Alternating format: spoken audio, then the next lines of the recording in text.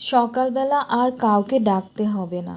ওঠো, স্কুলে দেরি হয়ে যাচ্ছে বাবা। হোমওয়ার্ক নিয়ে আর কোনো বাহানাও থাকবে না। মিসের কাছে ছুটে আসবে না আর টিফিন বক্স নিয়ে।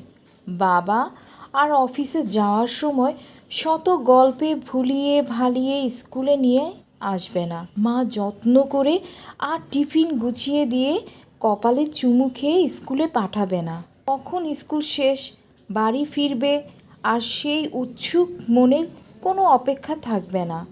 স্কুল থেকে ফিরে কেউ আর খেলতে যাবার বাহানা ধরবে না। সকল আদর আবদারে আজ অবসান ঘটেছে। আহা, কতগুলো ঘর আজ নিঃশব্দ নিস্তব্ধ হয়ে গেল। জানি না, এই কথাগুলো বলতে আমার খুবই কষ্ট হচ্ছে। আল্লাহ যেন প্রত্যেক বাবা মাকে এই যন্ত্রণা সহ্য করার তৌফিক দান করুন। আমিন।